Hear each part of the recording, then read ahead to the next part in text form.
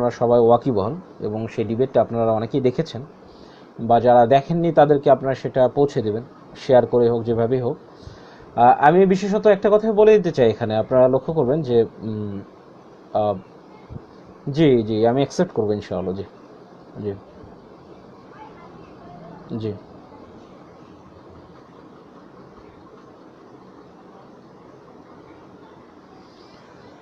আচ্ছা, এখানে আব্দুর রাকিব বলছেন কেটে যাওয়ার পর তিনি কমেন্ট করেছিলেন কেটে দিলেন কেন। আমি একটু স্ক্রিনশটটা দেখে নিতে চাই ভাই। আমি কিন্তু তারপরেও 10 মিনিট ওয়েট করেছিলাম। আপনারা নিজের বিবেকের সাথে আসলে মিথ্যাচার করাটা উচিত না।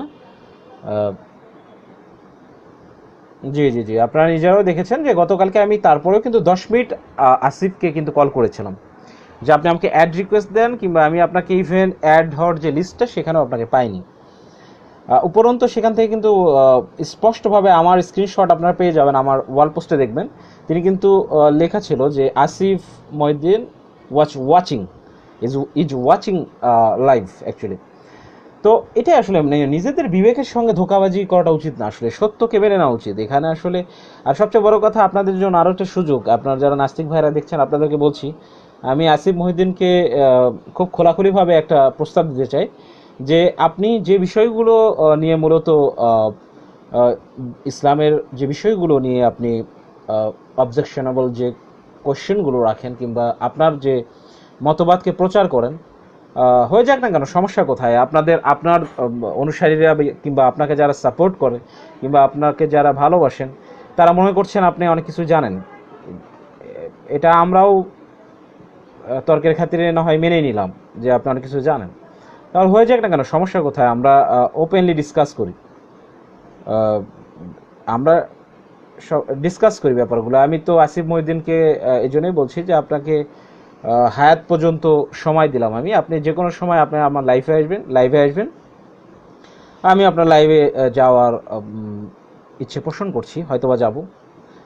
যেটা বলতে চাচ্ছি যে একের পর এক সিরিজ ধারাবাহিকভাবে আলোচনা হোক, সমস্যা কোথায়? আর মিথ্যাচার আসলে উড়ে চলে যাবে, এটা একদিন 2 দিন মিথ্যাচার চলে আসলে, কিন্তু দিনের পর দিন মিথ্যাচার। জি আব্দুর রাকিব আপনি বলছেন আসিফ মনে করছে আপনি কেটেছেন না ভাই। অন্তত এম কে হাসানের রেকর্ডে কোনো দিন ডিসঅনেস্টি পাবেন না। আপনি আমার যদি YouTube channel M K Hasan অফিসিয়ালে যান, কিংবা অন্যান্য চ্যানেলেও দেখবেন আমার সঙ্গে মিস্টার মুফাসিল মুখ ঢেকে কথা বলেছিলেন, এবং সেইখানেও তিনি মিথ্যাচার করেছিলেন। সেটা হলো যে এম কে হাসান আমার ফোন কেটে দিয়েছে, কিন্তু আল্লাহ খয়রুল মাকিরিন একটা কথা রয়েছে যে আল্লাহ পাক কিন্তু আসলে এই সমস্ত ষড়যন্ত্রকারী যারা রয়েছে এদেরকে আসলে ধরিয়ে দেন। কিভাবে ধরিয়ে দেন? আপনি যদি মিস্টার মুফাসসিলের ওই ভিডিওটা দেখেন, সে লিখছে the your credit limit is over, your credit limit is over. এই কথাটা কাকে বলে? দেখুন, আমরা এতটুকু ইংলিশ হয়তো বুঝি। তিনি বলছেন যে এম কে হাসান কেটে দিয়েছেন। আপনি ভিডিওটা আজকেই দেখে নিতে পারেন, তখনকার যে চ্যানেলটা ছিল সোডাওয়ালা চ্যানেল, সেখানেও আপনি পেয়ে যাবেন। পরবর্তীতে সম্ভবত আমার এম কে হাসান অফিসিয়ালও পেয়ে যাবেন, সেখানে দেখবেন। সেখানে সেম কাজটাই করেছে মিস্টার মুফাসিল। পরবর্তীতে আমি মিস্টার মুফাসিলকে মরা পর্যন্ত চ্যালেঞ্জ করেছি যে কোনো সময় যে কোনো টাইমে, any time, anywhere, any place, M K Hasan is ready to accept your challenge. But মুফাসিলকে খুঁজে পাওয়া যায়নি। তিনি নিজে লাইভ করেন, নিজে ইচ্ছা মতো কথা বলেন। আচ্ছা, পরবর্তীতে আপনারা দেখেছেন যে আমার সঙ্গে কথা বলেছেন নিষিক্ত কথা বলেছেন। সেখানে নিষিক্তর হাদিসের ব্যাপারে যে তার মূর্খতা, সেটা আমি ধরিয়ে দিয়েছি। সেখানে আপনারা লক্ষ্য করেছেন যে নিষিক্তের যে হাদিস সম্পর্কে ন্যূনতম জ্ঞান নেই, সেই বিষয়গুলো আমি ধরিয়ে দিয়েছি। রাসূল সাল্লাল্লাহু আলাইহি ওয়াসাল্লাম নাকি হাদিস লিখতে নিষেধ করেছিলেন। তো ওই যে পর্যায়ভিত্তিকভাবে যদি আপনি টাইম লাইন অনুযায়ী দেখেন, রাসূল সাল্লাল্লাহু আলাইহি ওয়াসাল্লাম কিসের জন্য বলেছিলেন, কোন অবস্থার পরিপ্রেক্ষিতে বলেছিলেন, সেই অবস্থাতেও কোন সাহাবী লিখছিলেন হাদিস, সেটার পর্যায়ক্রমিক হাদিসের একের পর এক আমি সিরিয়াল দেখিয়ে দিয়েছি। নিষিদ্ধকে আমি যখন ধরলাম যে আপনি এটা সংশোধন করে দেননি কেন, তখন তিনি কিন্তু লাজবাব হয়ে যান। কারণ ওনার কিছু করার ছিল না অ্যাকচুয়ালি। দেখুন, ইলম জিনিসটা ডিফারেন্ট জিনিস। আপনি ধামা চাপা দিয়ে 2 দিন 4 দিন চলতে পারেন, কিন্তু আসলে খুব বেশি দিন স্টে করা যায় না। আচ্ছা, থার্ড টাইম আসলে আরিফুর রহমান। উনি বর্তমান সময়ে এবং আগে থেকেই একজন পৃষ্ঠপোষক হিসাবে খুব বিখ্যাত, আরিফুর রহমান। উনি আসলেন আমার লাইভে কিছু কথা বলতে, যে আসলে মূলত উনি আলোচনাই করে ফেললেন। ওনার সঙ্গে 1 ঘন্টার কাছাকাছি সময় আলোচনা রয়েছে।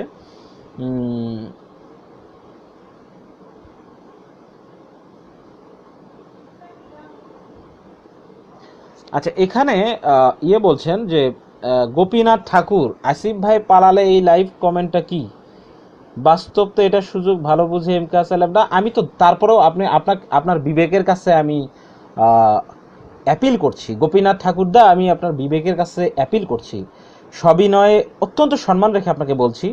আমি কিন্তু তারপরেও 15 মিনিট ছিলাম, আপনি ঘড়ি ধরে দেখেন, অ্যাটলিস্ট 10 to 15 মিনিটস আমি কিন্তু ছিলাম এবং তাকে আমি কল করেছি।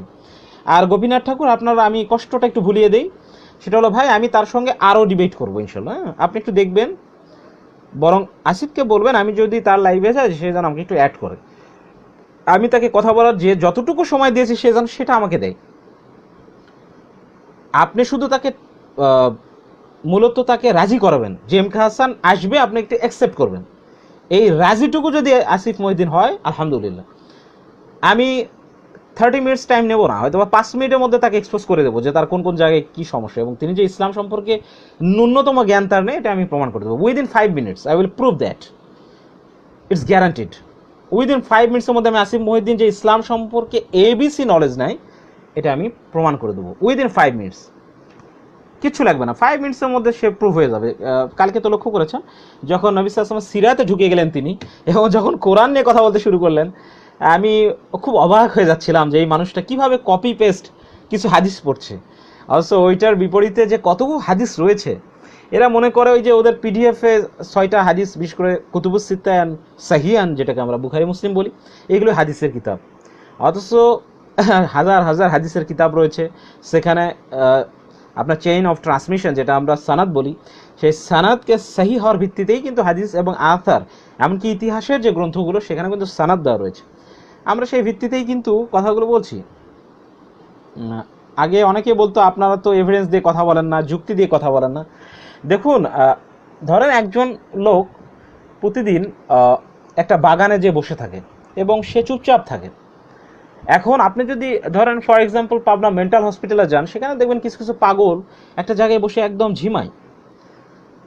তো ওই কন্ডিশন অনুযায়ী আমরা যদি যৌক্তিকভাবে ধরি যে ওর মধ্যে পাগলামির লক্ষণ আছে, সে পাগল হতে পারে, রাইট? আমরা কিন্তু যৌক্তিকভাবে 1 মিনিটের মধ্যে একটা মানুষকে পাগল বানাইতে পারি। কিন্তু যখন আপনাকে মেডিকেল সার্টিফিকেট দেওয়া হবে যে তার মেন্টাল সিচুয়েশন কেমন, তার মেন্টাল আপনার যে সার্কামস্টেন্সেস কেমন, সেটা রিপোর্ট যখন দেওয়া হবে, তখন কিন্তু আপনার যুক্তি, আপনার মনে লাগা, মনে হয়েছে এই লোকটা পাগল, এসবের কোনো মেডিকেল রিপোর্টে যদি তিনি সুস্থ আসেন, তো এটা হয়তো বা তার এমন হতে পারে যে তার আপসেটনেস থেকে হতে পারে, অন্য কোনো রিজন থেকে হতে পারে। কিন্তু আপনি কিন্তু ভেবেছিলেন তাকে পাগল।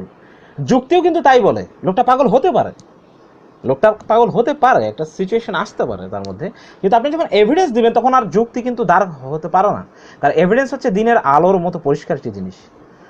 তো আমি কিন্তু কথা বলেছি এভিডেন্স ভিত্তিক। তিনি যখন একটা হাদিস দিয়েছেন, আমি তার বিপরীতে একটা সুন্দরভাবে তাবিরে একটা সানাদ এনে কিন্তু আমি প্রমাণ করে দিয়েছি যে ওই যুদ্ধেই আচ্ছা, শামীম আহমেদ বলছে মহিউদ্দিনের লোমের যোগ্যতা আপনার নেই। শামীম আহমেদ সাহেব, আসিফ মহিউদ্দিনের পড়াশোনা কদ্দূর আর আমার পড়াশোনা কদ্দূর, এটা একটু পড়ে নেবেন। আমার প্রোফাইলে যান, আমি যে ভার্সিটি থেকে পড়াশোনা করেছি, সেখানে আসিফ মহিউদ্দিনের পড়াশোনার যোগ্যতা নেই।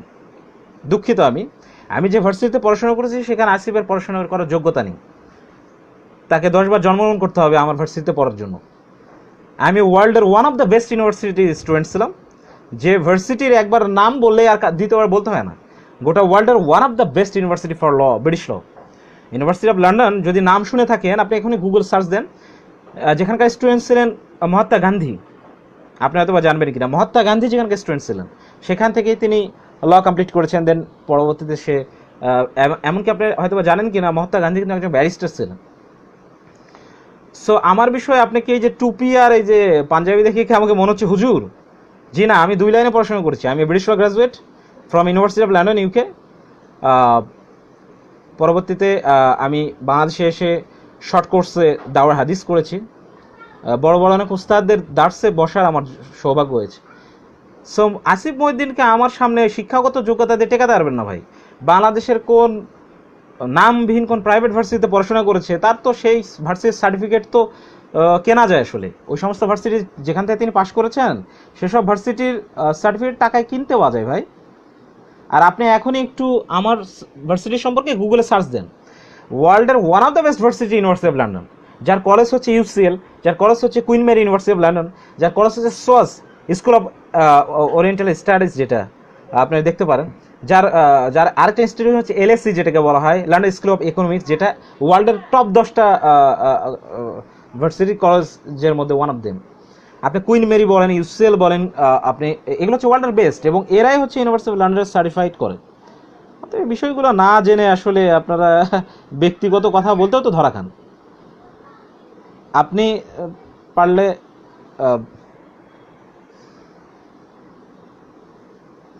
শামীম আহমেদ সাহেব, আপনি একটু আসিফ মহিউদ্দিনকে আমার সামনে এনে তার সার্টিফিকেটগুলো একটু দেখাতে বলেন, আমিও দেখাবো। শুধু তাই না, আপনার যতগুলো নাস্তিক আছে, আপনাদের নাস্তিক বলেন যাদের নাকি পড়াশোনা আছে বলেন, তাদের একটু সার্টিফিকেটগুলো বের করতে বলেন। আর আমার ইউনিভার্সিটির সার্টিফিকেট আমি দেখাবো, সমস্যা নেই। আমার ইউনিভার্সিটির সার্টিফিকেটের প্রেস্টিজ আর আপনাদের যে সমস্ত নামকাবিহীন ওই যে কোনাকুনি চাপা চুপাই যে সমস্ত ভার্সিটিতে পড়াশোনা করেছেন, তাদের একটু ওয়ার্ল্ড র্যাঙ্কিংটা দেখবেন, তাহলে বুঝে যাবেন কে কোথা থেকে পাশ করেছেন।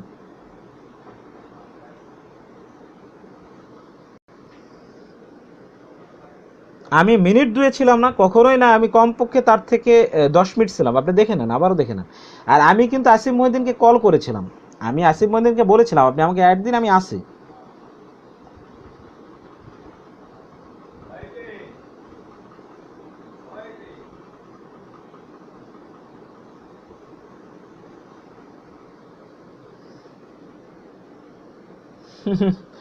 আচ্ছা, পার বাবা নাকি বলছে, আপনি যা বলতেছেন ভাই সব আপনার বানানো।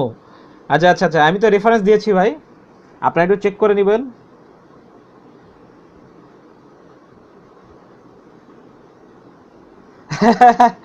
তোমার জন্য বলছে আপনার ভুয়া পড়াশোনা। আপনি ভালো বলেছেন ভাই, আমার ভুয়া পড়াশোনা, ঠিক আছে, সমস্যা নেই।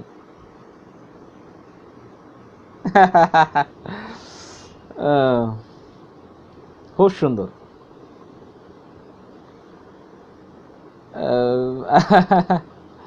That's really nice actually.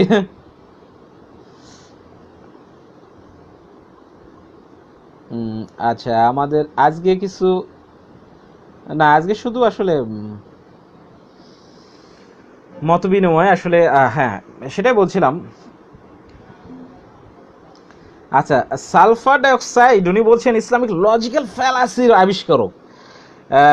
Sulphur dioxide ওরফে ফেক আইডিধারী আপনাকে বলছি, আপনি আমার যদি ওয়াল পোস্টটা আজকে পড়ে থাকেন, আপনি লজ্জা পাবেন ভাই, যে আপনি যে কত মূর্খের মতো কথা বলেছেন যে আমি ইসলামিক লজিক্যাল ফ্যালাসি আবিষ্কারক।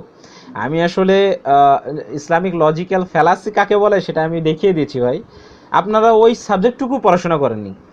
আপনি ইসলামের যে উসুল বলা হয়, the principle of science of হাদিদ, দ্য প্রিন্সিপাল অফ উসুলুল ফিক, এই জিনিসগুলো সম্পর্কে ন্যূনতম একাডেমিক কোনো জ্ঞান নেই। আপনি কিভাবে বুঝবেন যে কিভাবে লজিক্যাল ফ্যালাসি বলতে আমি যেটা বুঝিয়েছি, কিভাবে ইসলাম সম্পর্কে কথা বললে আপনি যদি কুযুক্তি দেন কিংবা একটা এভিডেন্সকে যদি আপনি কাট করতে যেয়ে আপনি যদি তার কিভাবে আরেকটা দলিলকে প্রেজেন্ট করতে হয় এটা যদি আপনি না জানেন, যেমনিভাবে আপনি একটা লজিককে খণ্ডাতে গেলে সেম লজিকে আপনাকে কথা বলতে হবে, সেই লজিকের মধ্যে আপনার কখনোই কি থাকবে না, অসম্পূর্ণতা থাকবে না, যেটাকে কুযুক্তি এক কথায়, সেটা থাকা চলবে না, সেটা কিন্তু লজিক্যাল ফ্যালাসি বলা হয়। তেমনিভাবে ইসলামেও কিছু উসুল রয়েছে, যে উসুল অনুযায়ী আপনি যদি কথা না বলেন, আপনি যদি দলিল প্রেজেন্ট না করেন, সেটাও তখন হয়ে যাবে কি, ফ্যালাসি। আমি এটাই বলেছি, ইসলামেও কিন্তু লজিক্যাল ফ্যালাসি রয়েছে, তবে সেটা কিভাবে কোরআন সুন্নাহর যে মানদণ্ডে যে যে যে ফ্যালাসিকে বলা হয়েছে সেটা কি, আপনি যদি কোরআনের একটা আয়াতকে ব্যাখ্যা করতে যেয়ে আপনি যদি অন্য এমন একটা আয়াতকে প্রেজেন্ট করেন যেটার সঙ্গে সেই আয়াতের কোনো মিল নেই, সেটা হচ্ছে কি, সেই আপনার উসুলুত তাফসির অনুযায়ী সেটা লজিক্যাল ফ্যালাসি।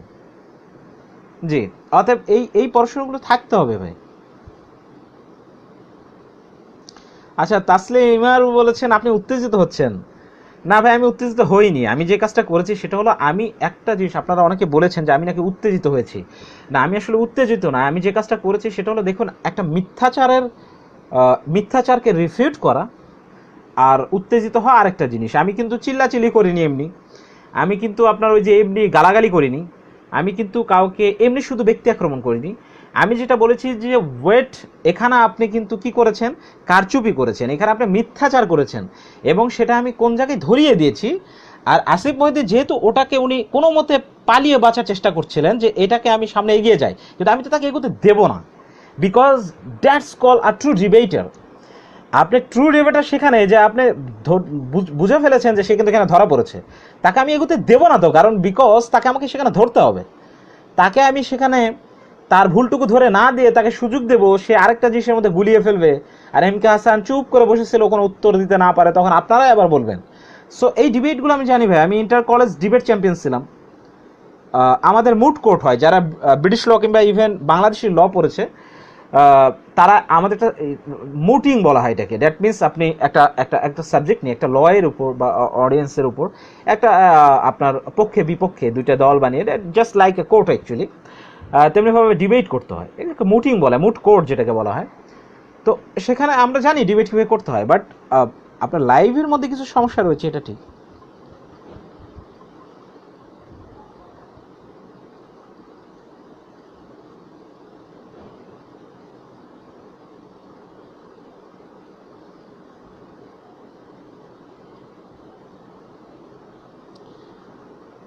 হ্যাঁ, আমি ওইটাই বলছিলাম, ইসলামিক লজিক্যাল ফ্যালাসি, গুড।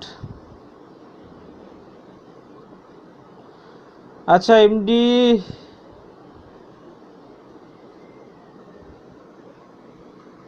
আচ্ছা আসিফ ভাই লাইন কেটেছে 1 ঘন্টা 37 মিনিটে, আর তিনি যুক্ত হওয়ার জন্য কমেন্ট করেছেন 1 ঘন্টা 40 মিনিটে। আর ঠিক এর পরেই আপনি সুযোগ বুঝে 1 ঘন্টা 45 মিনিটে লাইভ শেষ করেছেন, তাহলে সুযোগ কোথায় দিলেন? গোপীনাথ ঠাকুর দাদা, আমি আপনাকে সেই স্ক্রিনশটটা একটু দিতে বলবো আমাকে। তিনি আমাকে যে অ্যাড হওয়ার জন্য বলেছেন, স্ক্রিনশটটা আপনারা আমাদের দেবেন। তবে তিনি তিনি যে কয়েকটা তার জন্য আমি ওয়েট করেছি, সেটা আপনারা নিজেরাও দেখেছেন।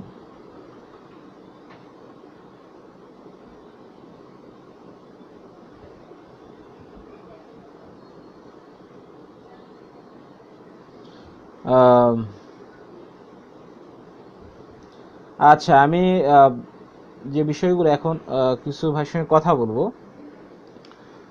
দেখি কার কার সঙ্গে কথা বলা। রেজা মোহাম্মদ মল্লিক ভাই, উনি অনেকক্ষণ ধরে চেষ্টা করছে। আচ্ছা রেজা মোহাম্মদ, আপনাকে আমি অ্যাড দিচ্ছি, আপনি কানেক্ট হতে পারেন। আপনি ডিবেটটা সম্পর্কে আপনার মত বিনিময় করতে পারেন, আপনি আপনি আপনার অনুভূতি বলতে পারেন। রেজা মোহাম্মদ মল্লিক ভাই, আপনাকে আমি অ্যাড দিয়েছি।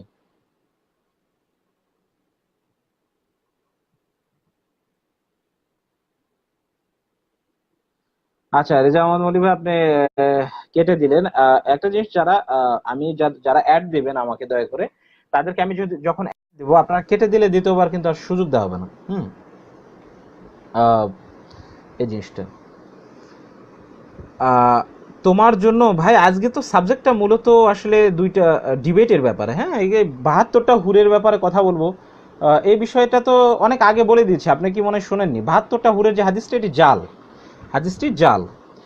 যে হাদিসটা সহি, সেটি একমাত্র শুধুমাত্র শহীদদের ব্যাপারে বলা আছে, তাও যেটার মূল প্রিন্সিপাল বলা আছে যে একজন মুসলিম তার একজন পবিত্র মনে, নোংরা মনের মানুষ কিন্তু কখনোই জান্নাতে প্রবেশ করতে পারবে না। আরেকটা জিনিস, হুরের যে ব্যাপারটা বলছেন, মূলত একজন মুসলিমের জন্য ওয়াইফ থাকবে 2জন, ওয়াইফ বলা হয়েছে এখানে। হুর বলতে যে জিনিসটা বুঝেছি, সেখানে ওয়াইফ, এবং তাদের কিন্তু বিবাহিত, বিয়ে দেওয়া হবে। হ্যাঁ, বিয়ে দেওয়া হবে। 72টা হুরের যে হাদিসটি, এটা জাল। 72টা হুরের যে হাদিসটি সহি, এটি আবু দাউদে এসছে, তিরমিজিতেও এসছে হাদিসটি। সেটা শহীদদের জন্য শুধুমাত্র, যারা জিহাদের, বিশেষ করে একদম জিহাদের ময়দান যেটাকে বলা হয়েছে। সো এটা আমাদের জন্য না ভাই, দুর্ভাগ্য, আমরা অত বড় স্ট্যাটাসে যেতে পারবো না।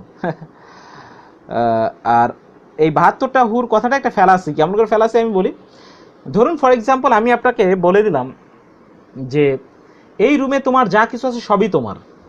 পরে বলছি যে এই রুমে যে 4টি বোতলে তোমার জন্য, সরি, এই রুমে 4টি থলের মধ্যে, তোমার পটের মধ্যে যে খাবারগুলো রয়েছে সবই তোমার।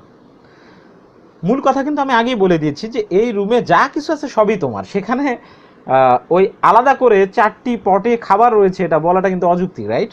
আল্লাহ পাক সেটা আগেই বলে দিয়েছেন যে জান্নাতে তোমার মন যা চাইবে সেটাই তুমি পাবে সেখানে। তো সেখানে হুর আর এই সামান্য জিনিস, তো এটা খুবই কম অ্যাকচুয়ালি জিনিস, এবং সেটা আসলে একজন মুসলিমকে আসলে খুব বেশি ভাবায়িত করে না। আর আমরা যেমন ফর এক্সাম্পল আমাকে যদি বলেন আমরা কি হুরের চিন্তা করি, কোনোদিনই না ভাই। বরং আমরা যা কিছু করি আল্লাহকে ভালোবেসে, এমনকি জান্নাতের লোভে কোনো কিছু করি এটাও নয়, আমরা আল্লাহ পাকের কৃতজ্ঞতার জন্য সব কিছু করি, যে আল্লাহ পাক আমাদেরকে এত বড় হিদায়ত করেছেন, যিনি আমাদেরকে রহমত করেন, যিনি আমাদের কষ্টের সময় যার কথা মনে করে আমরা ফিল করি ইয়েস আমাদের কেউ একজন আছেন। তো এই যে বিষয়গুলো, আহ, যেটাও কিনা আমাদের কিন্তু সুপারস্টিশিয়াস কোনো কনসেপ্ট না, সেটা আমাদের ব্যাকড বাই নলেজ, আমরা কিন্তু জ্ঞানের মাধ্যমে আল্লাহ পাককে জেনেছি। হুম। আচ্ছা, তো এই জন্যই বলেছি যে 72 হুর বা এই জাতীয় কথাগুলো একটা কথার মধ্যে দিয়ে সেটা শেষ হয়ে যায়।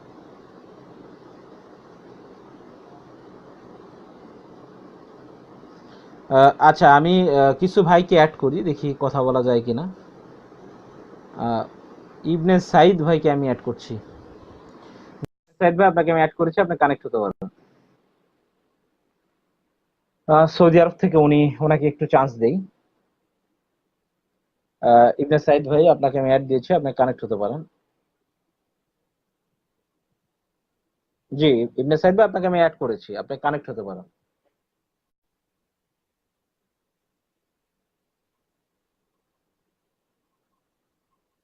জি, ইবনে সাইদ ভাই, আপনি যদি দেখে থাকেন, আপনাকে আমি অ্যাড দিয়েছি, আপনি কানেক্ট হতে পারেন। ইবনে সাইদ ভাই, উনি মনে হয় আহ, জি কানেক্ট হচ্ছেন উনি। জি, জি। আসসালামু সালামু আলাইকুম আলাইকুম ওয়া রহমতুল্লাহ। রাহমাতুল্লাহি ওয়া বারাকাতুহু। ওয়ালাইকুম আসসালাম ওয়া রাহমাতুল্লাহি ওয়া বারাকাতুহু। কি অবস্থা সাইদ ভাই, ভালো আছেন? আলহামদুলিল্লাহ, ভাই ভালো আছেন? ইবনে সাইদ ভাই, জি জি আলহামদুলিল্লাহ ভাই। কি অবস্থা, কালকে ডিবেটটা দেখেছেন? আমি কালকে একটু কাজ ছিল, এজন্য দেখতে পারিনি। আচ্ছা তবে আচ্ছা মোটামুটি আমি পরে দেখে আচ্ছা দেখে আচ্ছা আসি। আচ্ছা জি জি। লাস্ট মোডে মানে আসিফ মহিউদ্দিন পালাই গিয়েছিল সম্ভবত। আলহামদুলিল্লাহ, না, এখন তো ইবনে যাক সাইদ ভাই এখন আলহামদুলিল্লাহ, দোষ মোটামুটি দিচ্ছেন লাস্ট যে মিনিট আমি নাকি কেটে দিয়েছি। হ্যাঁ, এখন দোষ দেওয়া হচ্ছে আমি নাকি কেটে দিয়েছি, চিন্তা করেন। না আপনি যে আমি ডিবেট লাস্ট পর্যন্ত আমি দেখে আসি যে জি আপনি মানে কথার মধ্যে মশগুল ছিলেন। এর থেকে জি জি বোঝা জি। যায় যে আপনি কেটে দিয়েছেন না। আসলে কিন্তু ভাই আপনি যখন বিষয়গুলো কথার মধ্যে হচ্ছে যে মশগুল ছিলেন এরপরে যখন একজন মানুষ যদি বিবেক দিয়ে চিন্তা করে তাহলে সে বুঝবে আমি কেন তাকে কেটে দিব। আমি তো আনসার দিচ্ছিলাম তার কথা, রাইট?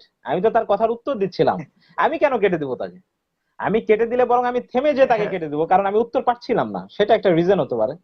আপনি চিন্তা করেন এদের হ্যাঁ, বিবেককে আসলে আমরা বুঝি না, হ্যাঁ কি ঠিক আছে। দিয়ে আমরা বোঝাবো। জি যাই হোক, জি আহ, তারপর তো আপনার যে আনসার গুলা আমি নতুন জি অনেক জিনিস আমি নতুন জিনিস আমি জানতে পারলাম। আনসারটা জি জি এত জি মানে সেই আনসারের মধ্যে কিন্তু তার তার শুধু মানে এই যে আসিফ মঈনুদ্দিন সেখানে তো মানে তার কুতি হওয়ার সম্ভাবনা সবচেয়ে বেশি ছিল। আপনি যেভাবে আনসার গুলো দিয়েছিলেন জি জি জি। যে ইবনে সাইদ ভাই, এমনিতে আপনি মোটামুটি হাসান ভাই, আপনার আমি কিছুর কতগুলা সঙ্গে একটু কথা বলি, সেটা হচ্ছে করবো যে আপনি ইনশাল্লাহ। নিজেও বর্তমানে দেখছি যে লাইভ করছেন, এবং মোটামুটি মত বিনিময় করছেন। এই যে মুক্তমনা দাবিদার বা নাস্তিকরা, এদের সঙ্গে তো আপনার কথা হয়, তাই না? তো এদের ব্যাপারে আপনার ধারণা কি? আমরা যে যে বলে যাচ্ছি, রেফারেন্স সহকারে কথাগুলো বলছি, তাদেরকে জানিয়ে দিচ্ছি, এতে করে তারা কি আসলে সত্য গ্রহণ করতে যাচ্ছেন, নাকি জাস্ট ডিবেটের জন্য মানে ঝগড়া করার মতো অবস্থা, এরকম মানে আপনার কি মনে হয়?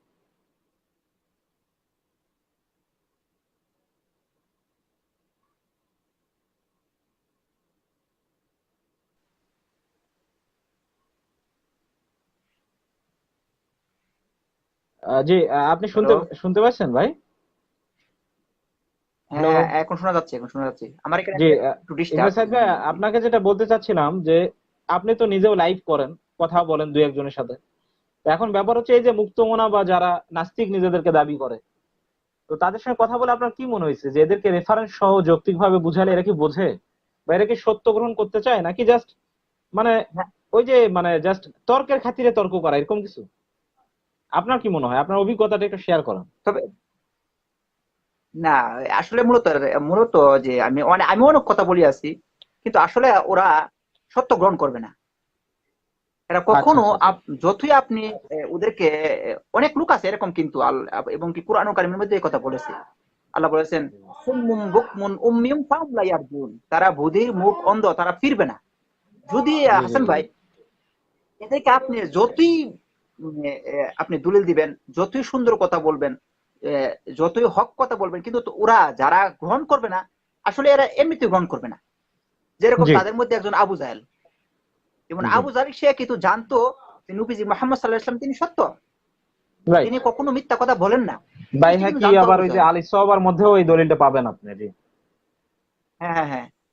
ওই এরপর যে আলী সাহাবা তাফসীর ফি তারপর তামিজিল সাহাবা। হ্যাঁ, জি জি জি। এবং ইবনে হাজার তাফসীর ইবনে আসকালানি কাসিরের মধ্যে রাহিমাহুল্লাহ। আছে। জি জি এই জন্য ওরা আসলে মূলত যারা গ্রহণ করবে না, এদেরকে যতই আপনি এদেরকে দলিল দেন, ও যতই ভালো জি জি কথা বলুক না কেন, রাসূল মুহাম্মদ সাল্লাল্লাহু আলাইহি ওয়াসাল্লাম কিন্তু তারা গ্রহণ করবে না। এরকম আল্লাহ বলছেন সুম্মুম বুকমুন উম্মিয়ুম ফাহুম লা ইয়ারজুন, তারা বধির মুখ অন্ধ, তারা ফিরবে না, তারা জি কখনো গ্রহণ করবে না। আবার কতক লোক আছে গ্রহণ করবে ইনশাআল্লাহ, করবেন। জি অনেক জি লোক আছে আবার ফিরেও যাবে, যারা জি জি যাদের মানে আহ, যে সত্য জিনিসটা জানার যাদের ইচ্ছা, অবশ্যই তারা গ্রহণ করবে। আর যারা জি সত্য জি জি। জিনিস জানার ইচ্ছা না, যারা সত্যকে তারা, অনেক মানুষ আচ্ছা আছে ইবনে সত্যকে সাইদ তারা ভাই, খারাপ। ইবনে সাইদ ভাই, আপনাকে একজন নাস্তিক এটি প্রশ্ন করেছেন, হ্যাঁ, একটু উত্তরটা দিয়ে দেন। তাফসির বাদে কি কোরআন মূল্যহীন? মানে তাফসির বাদে কি? কোরআন কি অচল আসলে? একজন বোঝাতে চেয়েছেন তাফসির ছাড়া কোরআন অসম্পূর্ণ। আসলে তাফসির জিনিসটাকে একটু বোঝান তো, এটা কি কোনো মানুষের তৈরি নাকি? তাফসির আসলে কি থাকে বলেন তো ভাই, বুঝাই দেন। না না না, এরা তাফসীর মনে করছে তাফসির আসলে একটা নতুন জিনিস। জি। আসলে ওদের জ্ঞান খুবই খুবই এত নিম্নমানের যে, মানে এত আল্লাহ। নিম্নমানের, মানে কি বলবেন যে, কারণ তাফসীর যে জিনিসটা, তাফসীর যে বিষয়টা, এটা তাফসীর অর্থে গিয়ে ব্যাখ্যা।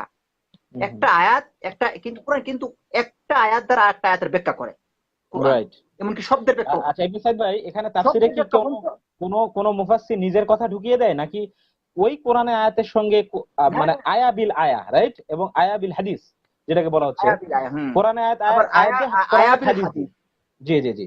এখন আপনি এটাই বুঝিয়ে দেন তাকে যে এখানে কি আসলে নতুন করে বানানোর কিছু আছে নাকি কোরআন হাদিসের বাইরে কিছু নেই, বলেন। এনাকে একটু বুঝিয়ে দেন। না না না, জি আসলে যে মূলত যে কোরআন, আমরা কিন্তু জানি যে কোরআন মূলত নবী মুহাম্মদ সাল্লাল্লাহু আলাইহি ওয়াসাল্লাম তার সাহাবাদের কিন্তু শিক্ষা দিয়েছেন। জি তাফসীর জি তাফসীর কিন্তু নবী মুহাম্মদ সাল্লাল্লাহু তার সাহাবাদেরকে শিক্ষা দিয়েছেন। আমরা জি অনেক জি। অনেক যে কোরআন আয়াত থেকে আমরা বুঝতে পারি, অনেক সূরা নাহালের আয়াত রাসূল সাল্লাল্লাহু আপনার হলো সাহাবা, এমনকি অনেক হাদিস। সূরা নাহালের সূরা নাহালের যদি 44-45 নম্বর আয়াতগুলো রাসূল সাল্লাল্লাহু আলাইহি ওয়াসাল্লামকে নির্দেশ করা হয়েছে যে তুমি তাফসীর করো, হ্যাঁ, বুঝিয়ে দাও, বর্ণনা করো। রাইট। হ্যাঁ হ্যাঁ জি হ্যাঁ। এরপর এরপর আমি আরেকটা যে কয়েকটা আয়াত, যেরকম আল্লাহ রাব্বুল আলামিন একটা আয়াতের মধ্যে বলেছেন ওয়াল্লাযিনা আমানু ওয়া লাম ইয়ালবিসু ঈমানাহুম বিযুলমিন উলাইকা লাহুমুল আমনু ওয়া হুম মুহতাদুন। এখানে বলছেন মুহতাদিন। যারা জি যারা ঈমান আনয়ন করবে, ঈমানের সাথে জুলুমকে মিশ্রিত করবে না। জি এখানে জুলুমকে মিশ্রিত করবে না জি ঈমানের সাথে, এই অর্থ রাসূল বুঝতো না। জি তখন রাসূল সাল্লাল্লাহু আলাইহি ওয়াসাল্লাম পাল্টা প্রশ্ন করলো যে আসলে ঈমানের সাথে জুলুম মিশ্রিত করে না, মানে এরকম লোক কি আছে কি দুনিয়ার মধ্যে? তখন রাসূল সাল্লাল্লাহু আলাইহি ওয়াসাল্লাম আবার আরেকটা আয়াত দ্বারা তিনি বুঝিয়ে দিলেন যে ইন্না শিরকা লা যুলমুন আযীম। শিরক হলো এখানে সবচেয়ে বড় জুলুম। এখানে জুলুম শব্দের অর্থ হলো রাইট। শিরক। এজন্য রাসূল সাল্লাল্লাহু আলাইহি ওয়াসাল্লাম সাহাবাদেরকে তাফসীর বুঝিয়ে দিতেন। জি জি জি জি। এজন্য তাহলে আমাদের উচিত তাহলে আমরা যে বুঝলাম নবী যে ভাই, মুহাম্মদের যে আহ, সাহাবারা কিন্তু আহ, তাফসীর কিন্তু মূলত দুই প্রকার, হ্যাঁ, এটা একটু বলে দিই। একটা হচ্ছে তাফসীর বিল রিওয়ায়া, যেটা রিওয়ায়াতের মাধ্যমে, আর তাফসীর বিদ দিরাহ, রাইট। তো রিওয়ায়াতে যে সমস্ত তাফসীর আমাদের মধ্যে রয়েছে এগুলো দেখবেন যে ম্যাক্সিমাম কিন্তু কোরআন এবং হাদিস দিয়ে। আর দিরায়ের যে সমস্ত তাফসীর গুলো, এর মধ্যে কিছু কিছু ইস্তিহাদও ঢুকানো আছে, অনেক মুফাসসির ইস্তিহাদও করেছেন। তবে উসুলুত তাফসীর একটা সাবজেক্ট আপনি জানেন আছে, যে তাফসীরে উসুল, তাফসীর করা উসুল। সেখানে সর্বপ্রথম এবং সর্বশেষ যেটা উসুল, সেটা হলো কোরআন এবং হাদিসের বাইরে কিন্তু কোরআন হাদিসের বিপরীতে ইস্তিহাদও বাতিল। জি আচ্ছা, জি কোন বিষয় যদি কোনো মানুষ যদি না পায়, একটা জি বিষয় সম্বন্ধে যদি এর কোনো সমাধান না পায়, তবে অবশ্যই সে ইজতিহাদ, যারা বড় বড় উলামা, এরা অবশ্যই জি জি এম কে হাসান ভাই, জি জি আমি জি কিছু জি কিছু প্রশ্ন করবো, আমি কিছু প্রশ্ন করব। জি আচ্ছা আচ্ছা, ইবনে সাইদ ভাই আপনাকে একটা প্রশ্ন করেছে, হ্যাঁ? যদি আল্লাহর কথা বুঝতে ইমকান আচ্ছা হাসানকে আচ্ছা। বারবার প্রশ্ন করতে হয়, এটাই প্রমাণ করে কোরআনে অসারতা। অথচ আল্লাহ পাক আপনাকে এই কথাই বলেছে যে স্কলারদের প্রশ্ন করে জেনে নাও। আহলে যিকর বলা হয়েছে, রাইট ইবনে সাইদ ভাই? ফাসআলু আহলা যিকর ইন কুনতুম লা তা'লামুন, যে তোমরা যদি না জানো, তোমাদের যদি জানা না থাকে, তাহলে আহলে যিকর যারা, কোরআন এবং সুন্নাহ, আহলে যিকর বলতে এখানে কোরআন সুন্নাহ এক্সপার্টাইজ যারা, যারা স্পেশালিস্ট, তাদেরকে জেনে নিতে বলেছে। আপনি সেম কাজটা কিন্তু আপনার নিজের ক্ষেত্রে করেন। আপনি যদি ফিজিক্স বুঝতে চান, কেমিস্ট্রি বুঝতে চান, আপনি সায়েন্টিস্টদের জিজ্ঞেস করেন, আপনি আপনার টিচারকে জেনে জেনে বুঝে নেন। তখন কিন্তু বলেন না, আরে দূর, যে সাবজেক্ট পড়তে টিচারকে জিজ্ঞেস করতে হয়, জানতে হয়, এত ঝামেলা, সে সাবজেক্ট ফালতু একটা সাবজেক্ট। শোনা তো, তখন কিন্তু আপনি পিএইচডি লেভেল পর্যন্ত যে টিচারের শরণাপন্ন হন, তার কাছে আপনি বারবার জিজ্ঞেস করেন। আল্লাহ পাক এটাই বলছেন যে তোমরা যারা জানো না, তারা আমার যারা কোরআন সুন্নাহ এক্সপার্ট রয়েছেন, যারা স্পেশালিস্ট রয়েছেন, এবং তাদের দলিল সহকারে বুঝতে হবে। বাইয়িনা এবং জুবুর বলা হয়েছে, অবশ্যই অবশ্যই। যে দলিল এবং স্পষ্ট এভিডেন্স যেটাকে বলা হয়েছে। এক কথা বলেছেন তাহলে যে এই জিনিসগুলো দ্বারা আপনারা কি ইন বুঝাচ্ছেন? আপনি কুনতুম নিজে জিনিস সাদিকিন কোরআন কখনো পড়েননি হাতু ভাই। বুরহানাকুম। জি। হ্যাঁ, তো বুরহানুকুম, জি, হ্যাঁ, আল্লাহ সেটাই যে তোমরা প্রমাণ আনো, রাইট, হুম, স্পষ্ট প্রমাণ ইন যেটাকে কুনতুম বলা হয়েছে, সাদিকিন এবং হাতু প্রমাণিত প্রমাণ। বুরহানাকুম। যদি বুরহান হচ্ছে সত্যবাদী যে তাহলে কুরআন, প্রমাণিত। জি জি হ্যাঁ জি। কুরআন।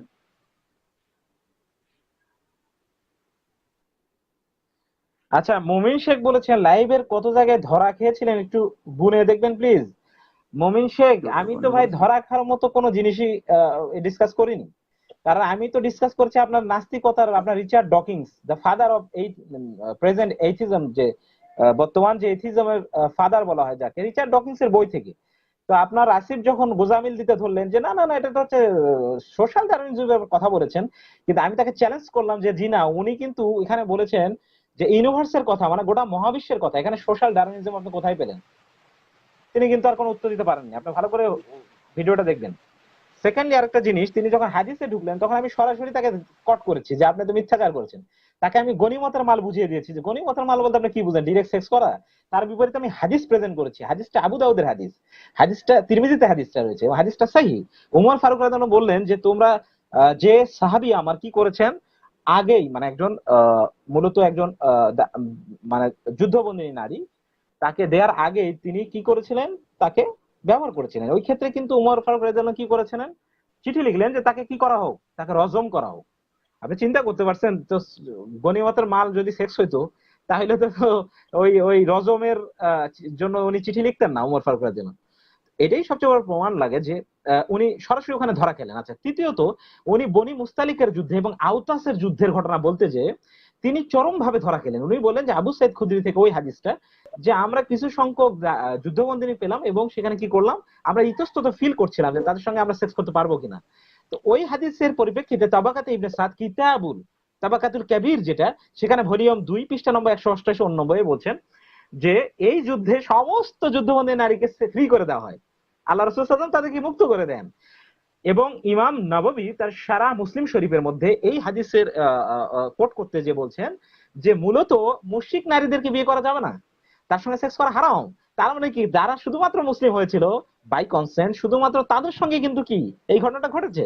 তাহলে আপনি চিন্তা করে দেখেন কতটা মূর্খতা থাকলে, কিংবা এই বিষয়ে না জানা থাকলে একটা হাদিস দিয়ে আমি আগাই গেলাম, কিন্তু ওইটার ব্যাপারে যে সলভে সালেনদের আরো হাদিস রয়েছে, সাহাবীদের মতামত রয়েছে, সেটা কিন্তু তিনি কাট করলেন।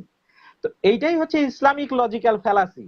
এটাকে আমরা উসুল বলি। ইবনে সাইদ ভাই, আমি কি ভুল বললাম? আমাদের লজিক্যাল ফ্যালাসি এটাই কিনা, যেটাকে আমরা উসুল বলি, ঠিক কিনা ভাই? যেমন উসুল হাদিস আমাদের লজিক্যাল ফ্যালাসির মানদণ্ড। ইবনে সাইদ ভাই, আমি কি ভুল বললাম? বলেন একটু, এদেরকে একটু বুঝাই দেন। অবশ্যই মানে উসুলের হাদিস যদি কোনো মানুষ না জানে, জি উসুলের হাদিস যদি এই সম্বন্ধে কোনো জি মানুষের ধারণা থাকে এবং জি জি ইয়া না থাকে, তাহলে সে কিন্তু পরিপূর্ণ যে জিনিসটা জানতে পারবে না। জি এ কোরআন এবং হাদিস সম্বন্ধে সে পরিপূর্ণভাবে ভালো মানে ধারণা মানে হবে না যতক্ষণ পর্যন্ত উসুলের হাদিস যদি কোন মানুষ না জানে। অনেক মানুষ কিন্তু আমাদের অনেক মানুষ আছে যারা হাদিস দইফ, হাদিস সহিহ, মাউদু, এরপর হলো জি শায, জি জি, এইসব সব বুঝেন। এগুলো সম্বন্ধে কিন্তু অনেক মানুষ জানে না। জি আর জি এগুলো জি তো জি নাস্তিকরা ওই কোথায় যাবে এটার মধ্যে? এটার মধ্যে যাইতে হলে ধরো আমার জিনিসটা পড়তে হবে জিনিসটা। জি জি জি জি জি। একটা রাবি, আপনি বিশ্বাস করো চিন্তা করেন ইবনে সাইদ ভাই, হাসান ভাই, ইবনে সাইদ ভাই, একটা রাবি কয়টা কন্ডিশনের উপরে সে ফিকা হয়, এরা বলতে পারবে বলেন? কয়টা কন্ডিশনের উপর একটা রাবি, আপনার চিন্তা করেন যে আহ, কোন কন্ডিশনের উপরে সানাদ আপনার সহি হয়, হাসান হয়, হ্যাঁ, আপনার চিন্তা করেন এই জিনিসগুলো যদি তারা পুঙ্খানুভাবে না জানে, বিষয়টা তো তাদের মূর্খতা। এখন আমরা যদি বলি তাহলে হয় সেটা হচ্ছে গোজামিল। আপনি বুঝতে পেরেছেন? এটা স্যার এই হলো ব্যাপার।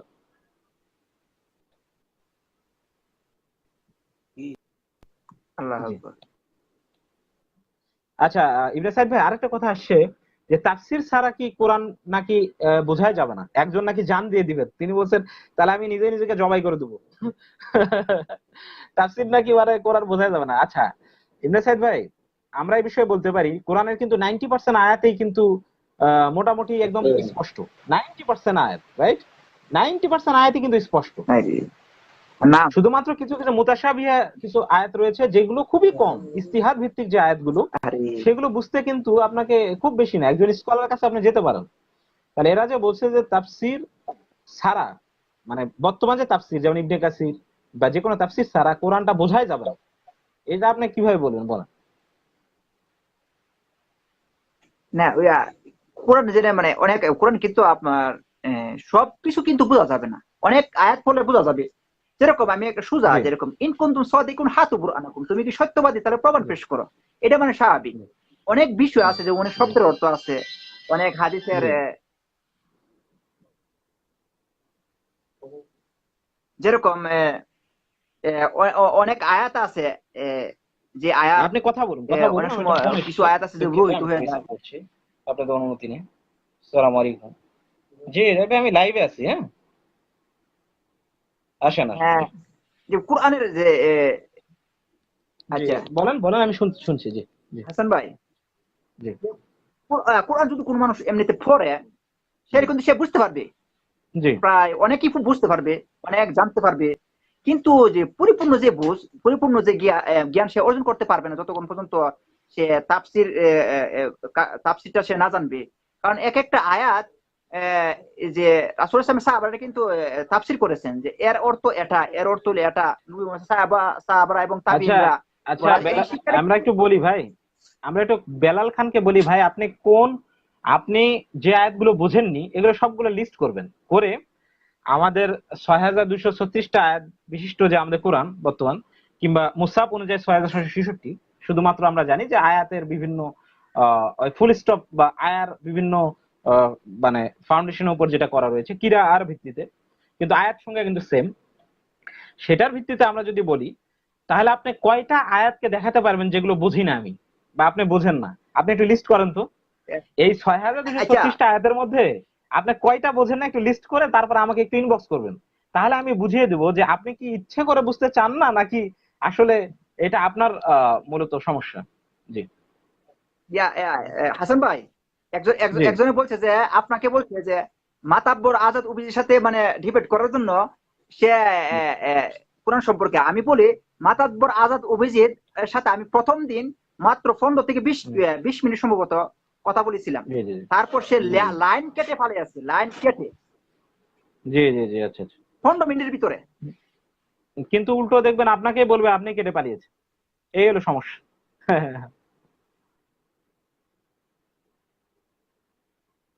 প্রশ্নগুলোর জি অর্থ সম্বন্ধে আমি প্রশ্ন করেছিলাম। সে সে ব- সে সে সে বললো যে না আমি এই শব্দের অর্থ, আমি তাকে বলেছিলাম যে আরবিতে না। সে বলছে না। এই জন্য মাতাব্বর আজাব অভিজিৎ কিভাবে সে করবে, ডিবেট করবে? যদি একটা ভালো শেখের সাথে ডিবেট করে, প্রথম তার যে মূল বিষয় যেটা আরবি ভাষা সম্বন্ধে অন্ততপক্ষে জ্ঞান থাকতে হবে তার, আরবি ভাষা জি সম্বন্ধে। জি আর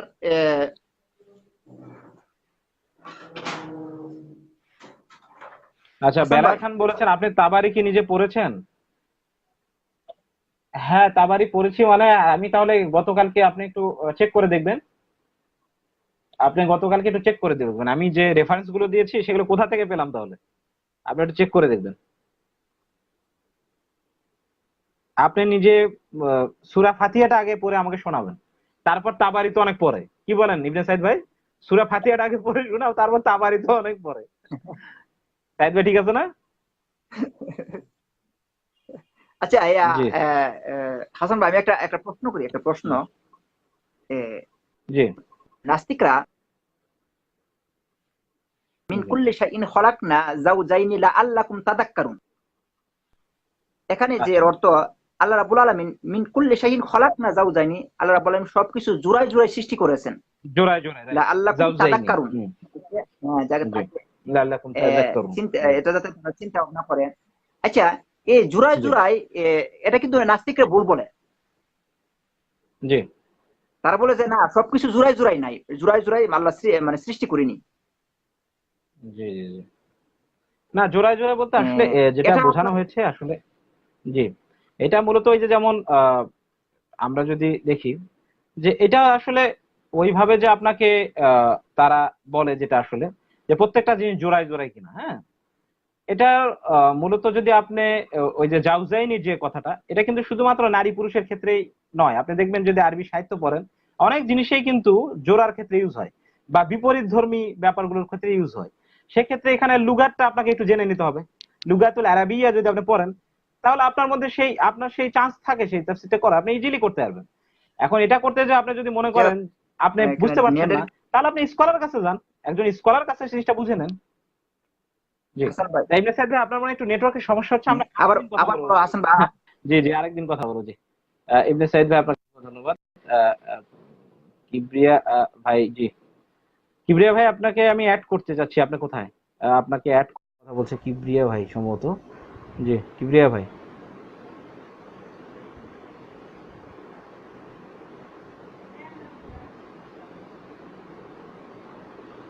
জি কিবরিয়া ভাই আপনি আমাকে একটু অ্যাড দেন, আমি আপনাকে অ্যাড দিচ্ছি।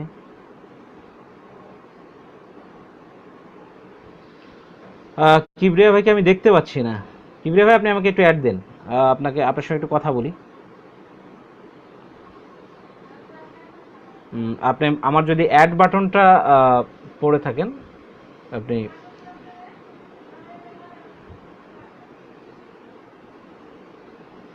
কিবরিয়া ভাইকে বলছি,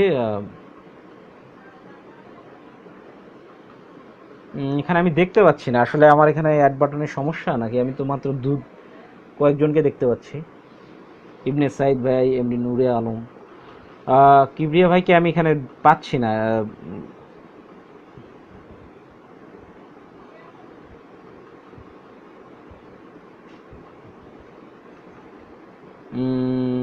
কিবরিয়া ভাইকে বলবো একটু অ্যাড দিতে। আহ,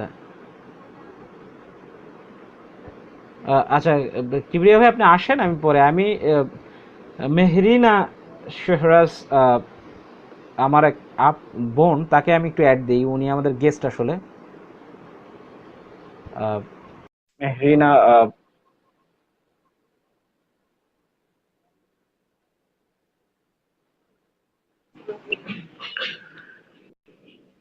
আসসালামু আলাইকুম Assalamualaikum. রহমতুল্লাহ। ওয়ালাইকুম আসসালাম রহমতুল্লাহ। Uh, dear sister, welcome in my live actually. How are you now? Thank you so much. Thank you so much. I wish you Alhamdulillah, are well everything is actually. fine. Oh, thank you so much, brother. Same to you from my side as well. So, as you know that I was not able to understand even this live in the entirety, but still I could get Yes, in pieces and all. So, would you want me to thank you. speak in English or या फिर हिंदी में मैं बोलूं? Sure, sure, sure. You can talk in English, no problem. Oh, Or okay, Hindi. okay, You can carry on with Hindi, no problem at all actually. okay, Yes, okay. go ahead. So, brother, मैंने जहाँ Floor is yours. You can carry on, please. Sorry. definitely I would want your guidance as well because I'll be just sharing my views from observations and Thank my you. readings, and Thank you. especially after talking to some of the atheist brothers and sisters. So Yes. Hasan bhai, मैं जब बातें Yes. करती हूँ, so these atheist people, I mean these brothers and sisters, they just generally want to stress on reasoning. They want to stress on Yes. logic, but once you Right. enter into a debate, when you are actually wanting them to talk on reason and logic, they resort to these fallacies, logical fallacies. Some Right. of the very common ones are like ad hominem, where they will just go against you. They will Right. make Ad personal hominem. attacks. Right. Right. Personal Yes, attack. Right. Yeah, and Right. this is not the end. They will move on and on. There's this another fallacy about straw man fallacy, where Yes. when even if I am not holding a position, they'll charge me of Yes. holding certain positions. We are talking on something Right. else, and they will come up and they will Right. start attacking you. Even I think Right. yesterday I was talking to someone, and they started like Yes. charging me on my movement outside the country or at places where mehrams you cannot go out without mehrams, तुम कैसे जा सकते हो, and all this. Even when you are not talking Okay. on that point, why would? And Right. then they will, Mm. again, a very common thing is like they will start uh, going to these things. Look, they will appeal to their ignorance. I haven't read this, I haven't read that, so that's not my problem if you haven't. You are claiming to like blame or accuse Islam of something with your like half baked information. Why is that? Right. And then in many other cases, what we feel is that they will start from a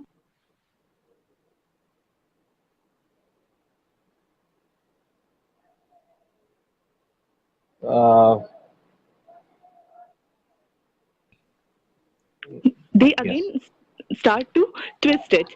So this is again a very very common thing, and this is not the end to it. The list goes on and on, like even with the circular arguments. Even when we talk about carbon dating and fossils, where I mean they treat these as like their gems in evolutionary debate, but when we go deeper, we come to know that these fossil fuels and carbon dating, I mean scientists will use these fossil fuels to prove that So this you were talking, sorry. you're talking about evolution, right? Yes. Yeah, so I'm Yeah. just giving the Okay. example that how these circular arguments keep on coming and coming in different. Whenever you enter into debates with these people, they will mention that fossil fuel belong to this particular age. So if this is coming from this age, so this was from this period, and so on and so on. So evolution happened, and because this fossil is coming from that period. But when you talk about the carbon dating, when you are actually talking on the dates when to detect when this fossil Right. was coming from, so they say that this is Excellent point. in that particular layer. So I mean it's like very confusing. They have no answers to from A to B, and then they will, if you ask on A they will go to B, and if you ask on B they will go to A. This is like a circular reasoning. So I mean there's so many errors in their reasoning. And plus even if we talk on like science and all, we all know that science also has initial position of faith. I mean when you talk on photons are nothing.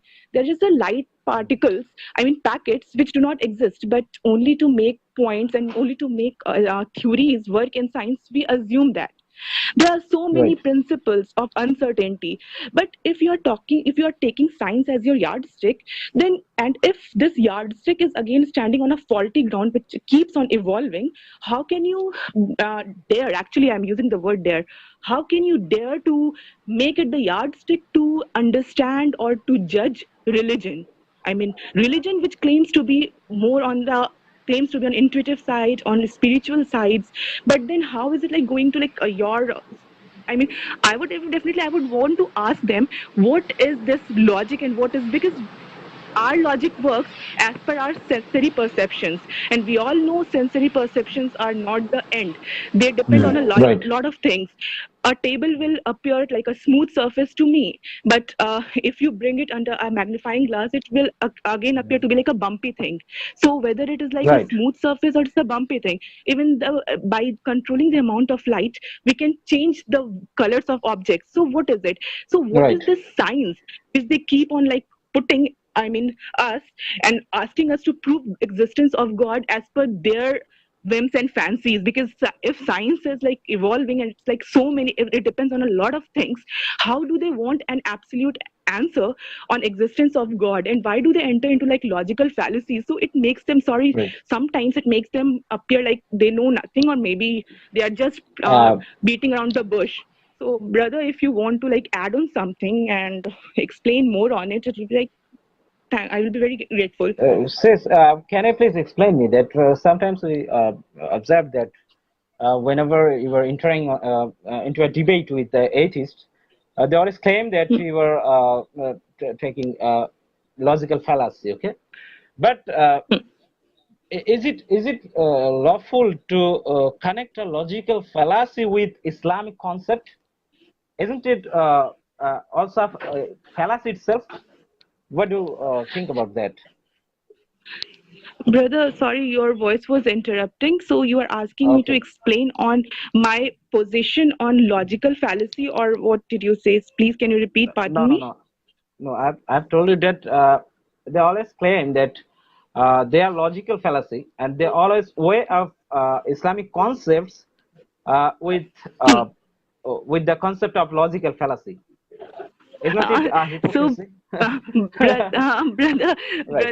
logical fallacies. When they, why do they want to bring this whole logic of logical fallacy in case when we are talking on like religion? I mean, Right. religion is much more than this logic thing. I mean, I mean I the do agree. references of our Islam, right? Yeah, right. Yeah, so logic definitely, I wouldn't say that Islam is an illogical religion. Logic definitely works, Right. but the Right. criteria of the logic which they define is not the end. Because once you start to talk to them on logical issues as well, they will start fluctuating. It depends on how Right. good you are in a debate. Logic works in that Right. way. It's like when you just mentioned the points like deductive. Or brother, we have also read about the hermeneutics, where we depend. Everything depends on like interpretative skill of people Right. who enter into the debate. So most of the times, so when we are talking on religion, how are they going to prove what my intuition tells me? But and Right. intuition exists, and which science, Right. gut feeling. But gut feeling is something which is not yet proved in science. What is it? How, when you look at something, why your body reacts in a particular way, and when you look something similar, it doesn't. Even in the same situation, it doesn't react. Why? There are so Right. many whys which you cannot answer. So Right. these are the things like I come across, and many a times like, and then they will, most of the times they will also go to like personal attacks, and I don't know what not. And so many things happen. So these fallacies, how to address these fallacies and all. So it actually we can talk about the right of women in Islam because sometimes they quote so many hadiths there. Women are so uh, actually suppressed here. So what's your feelings about the right of women actually in Islam? So, brother, I'll just give an example because many a time this question comes to me. I mean, it has already come not only from like atheist front, it's come from like a friendly front as well. When people would Right. ask me, "Don't you feel to wear certain want to wear uh, or go out at night or something like these?" Okay, so Right. I don't think that Islam prohibits me from these things, but has Islam has only disciplined it what Right. I want to Excellent wear. point. I So why to go out at night 9 o'clock all alone when the society is not safe is my point. Am I like a guinea pig that I have to keep experimenting on myself and just to Right. prove some random sort of empowerment? I mean, I have my own discipline. I have my own rules and regulations. But and if you are, I mean, Islam gives us the guidebook to make our life easier. And if we are following it, why come? How come they like charging us to be stupid or to be oppressed? No, I want to follow something. If you feel that just being nude in public is your empowerment, sorry, I differ from it. Why do you want me Right. to follow your definitions? So Islam is not prohibiting me. Islam is just disciplining me. I can enjoy everything, but within certain limits, with a certain set Right. of people. So I don't feel that it is oppressing me. I have chosen Islam after going through it, after reading it. It's not been like forced on me. So, and there are so many beautiful things because men and women are definitely equal. I mean, equal, but they are not uniform. We're like, we have to be like make rules and regulations, and Islam has very uh, considerably taken these points and made and given us the guidebook. But it is Right. difficult for people who cannot go a little deeper. So it's not Right. my problem if you think that a girl who is in a shalwar suit will be like won't be able to talk to you or will have some problems, will is living in an old age. I mean, it's not like that. It's your problem in your head. Then it's not my problem. If whatever I want Sis, to wear, let me. can I quote you a statement from an atheist brother? He said here, sulfur dioxide. He's saying that, but you don't know what is Islam. Can you say something to him actually? Actually, the thing is that I know what is Islam, but his blindfold doesn't allow him to see beyond the journalistic or media view of Islam. So that is why when Excellent I'm answer. talking about real Islam, is not able to get it because he doesn't know, and he is not at all interested to know also. Because when a person, a Muslim lady, is speaking, instead of asking Yeah, some questions to elaborate, he is trying to like hit in and divert the discussion in somewhere else that I don't know that from. This is again a proof of logical fallacy, brother. definitely. Excellent.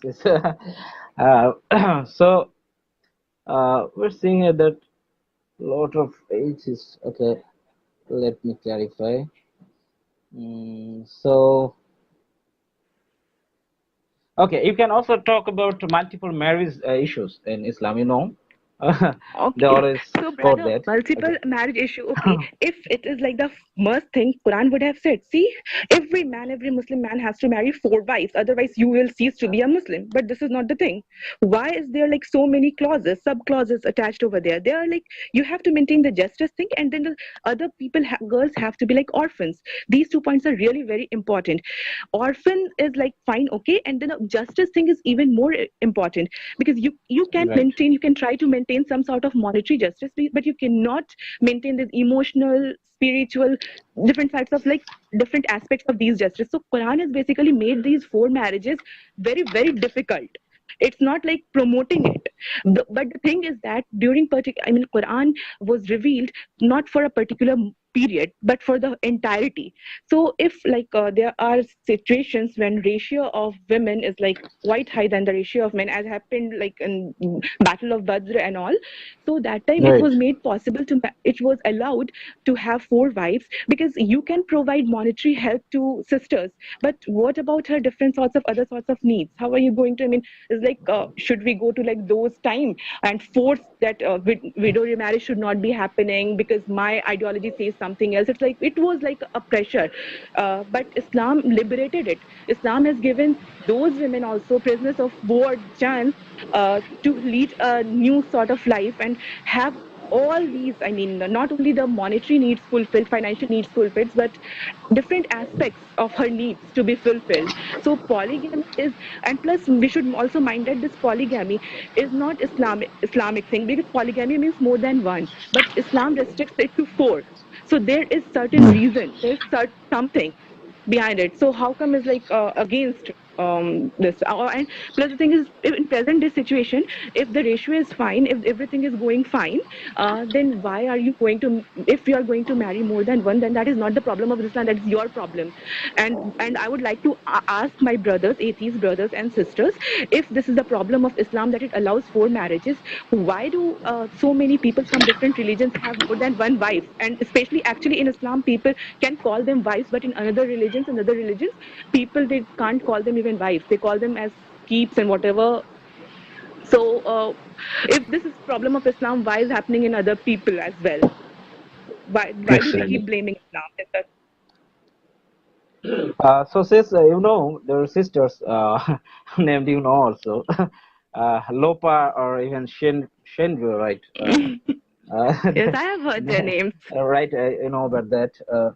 Uh, Actually, I didn't want to say anything from them, but the problem is that they have challenged and they're talking all the time the same things again and again.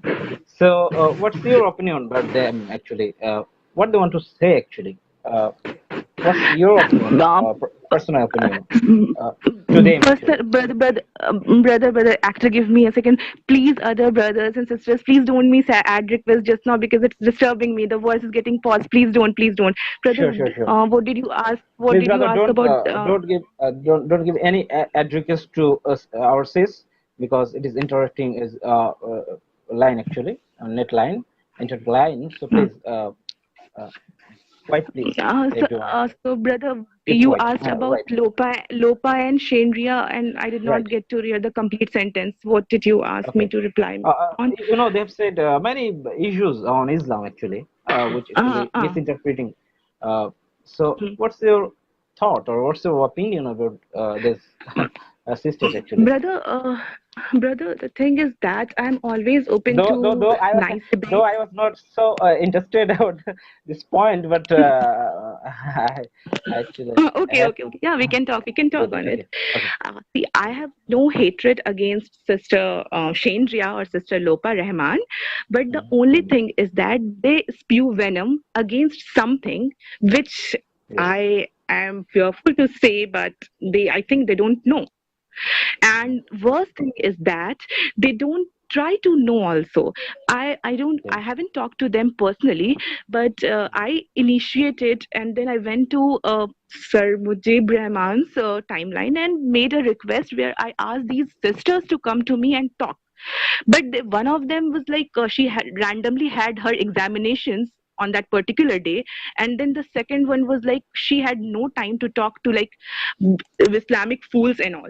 So it's fine, it's their decision, I don't have any problem with that. But my point is that if you don't have the time and all for talking to people, discussing, I mean, if I'm calling someone on live, if they are at risk of being exposed, I'm also at equal risk, because I'll be also live. If I don't know something, I will also not be knowing it, and if you don't know something, you will also not be knowing it. But why to Right. refuse from having like debates? And then again, when we talk, when I have played their videos and all, I have actually tried listening to them, even though I don't know So, the language sis, actually. But may I tell you something? Lopa. Can I finish our discussion here?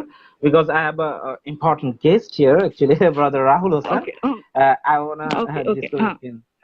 Okay, thank you so much, Okay. Okay. sis. We're so Assalamu pleased alaikum. to Assalamu have you alaikum. here. Okay, ওয়ালাইকুম আসসালাম ওয়া রাহমাতুল্লাহ জি। কথা হলো, এবার brother Rahul Hossain উনি চলে এসেছেন, ওর সঙ্গে কথা বলি। ব্রাদার রাহুল হোসেন ভাই, জি, ব্রাদার রাহুল হোসেন ভাই, আমি আপনাকে অ্যাড